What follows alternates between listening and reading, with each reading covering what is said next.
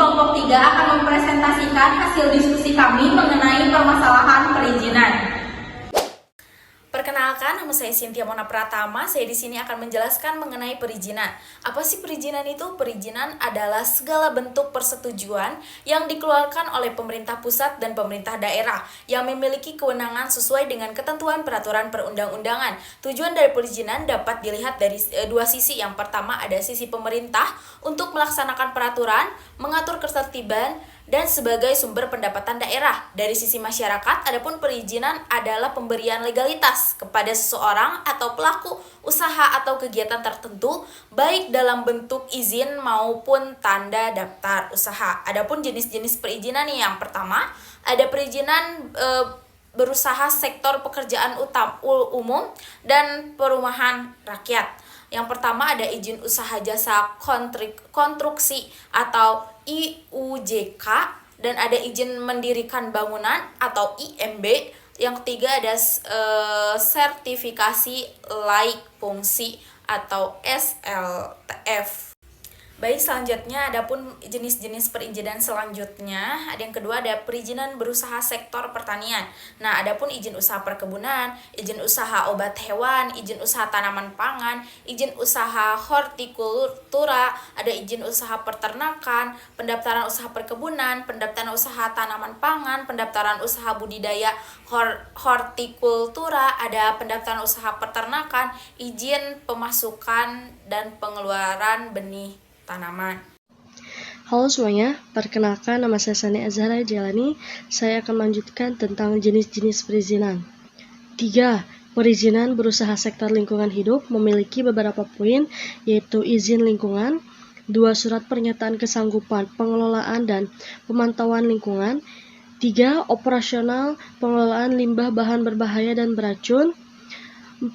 Izin pembuangan air limbah, 5. Rekomendasi pengelolaan limbah, B3 untuk pengangkutan limbah B3. 4. Perizinan berusaha sektor perikatan. 1. Surat izin usaha perikatan.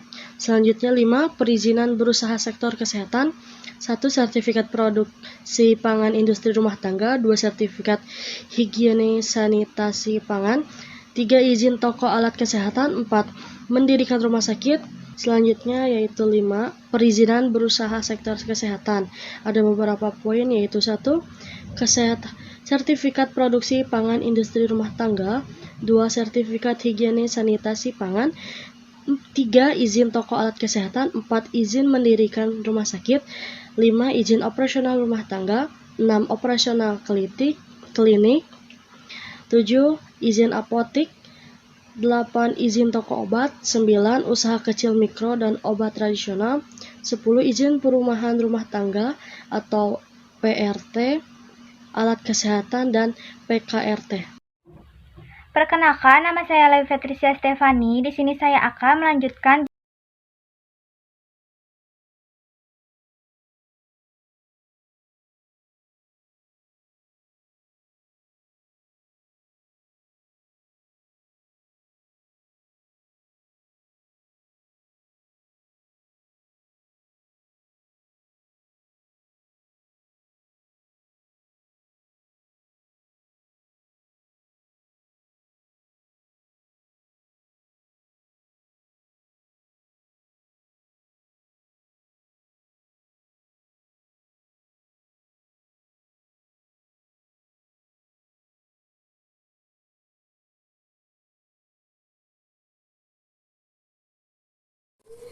Perkenalkan, nama saya Dene Mesipa. Di sini saya akan melanjutkan tentang jenis-jenis perizinan.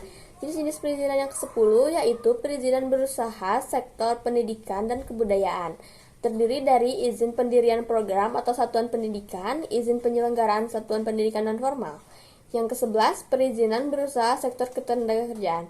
Yang pertama, izin lembaga pelatihan kerja atau APK, izin kantor cabang, izin tempat penampungan, izin usaha lembaga penempatan kerja swasta, surat izin usaha lembaga penyaluran kerja rumah tangga, izin operasional perusahaan penyedia jasa pekerja atau buruh. Yang ke-12, perizinan berusaha sektor perkoperasian dan UMKM. terdiri dari izin usaha mikro dan kecil atau UMK, izin koperasi simpan pinjam atau KSP atau unit kerja simpan pinjam atau USP. Lanjut, izin pembukaan kantor cabang koperasi simpan pinjam, izin pembukaan kantor cabang pembantu koperasi simpan pinjam, izin pembuka kantor kas koperasi simpan pinjam. Yang ke-13 ada perizinan berusaha sektor pertanahan, terdiri dari izin lokasi. Saya Dewi Sri Rezeki akan menjelaskan tentang perizinan kewenangan pusat. Hubungan perizinan dengan kewenangan pemerintahan pusat yaitu tetap ada dalam penyelenggaraan pemerintahan daerah, termasuk dalam bidang perizinan. Pemerintahan pusat yang diwakili oleh gubernur diberi kewenangan untuk membatalkan peraturan daerah, kabupaten, atau kota yang mengatur tentang perizinan sebagai salah satu bentuk pengawasan terhadap penyelenggaraan pemerintahan daerah. Hal ini menunjukkan bahwa perizinan merupakan instrumen yuridis yang digunakan oleh pemerintahan untuk mengendalikan tingkah laku masyarakat dan kewenangan pusat yang memiliki peran penting dalam pengawasan dan konsistensi peraturan daerah terkait perizinan. Nisrina Herunisa menjelaskan kewenangan daerah. Kewenangan daerah diatur oleh beberapa peraturan dan undang-undang. Berikut adalah beberapa poin penting yang berkaitan dengan kewenangan perizinan. Yang pertama ada Undang-Undang Cipta Kerja.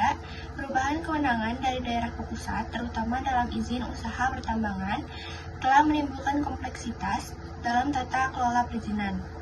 Undang-Undang Cipta Kerja menggeser kewenangan izin usaha pertambangan yaitu IUP menjadi kewenangan pusat. Yang kedua ada PP nomor 6 tahun 2021.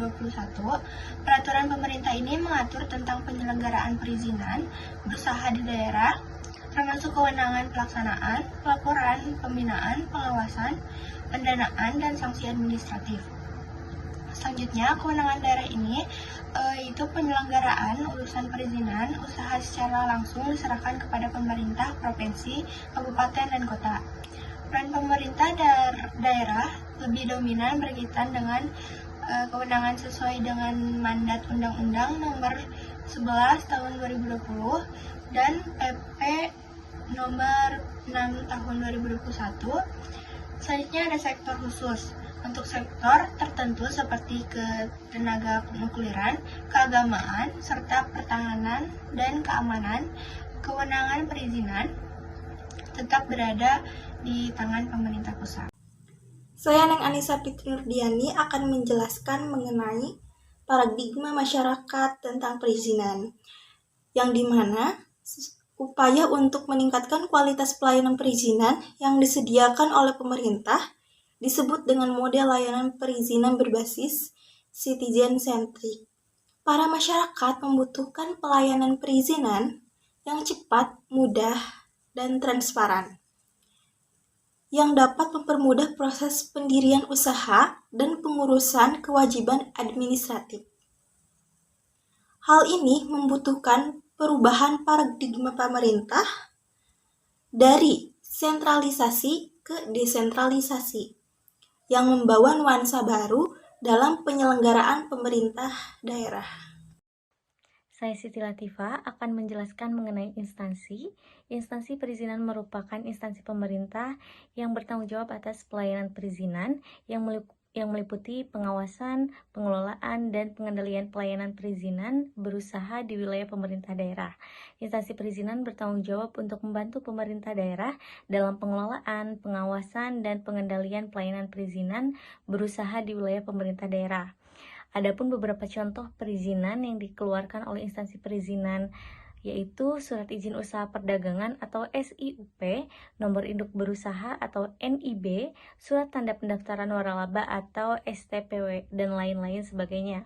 Selanjutnya, selain instansi, saya juga akan menjelaskan mengenai birokrasi.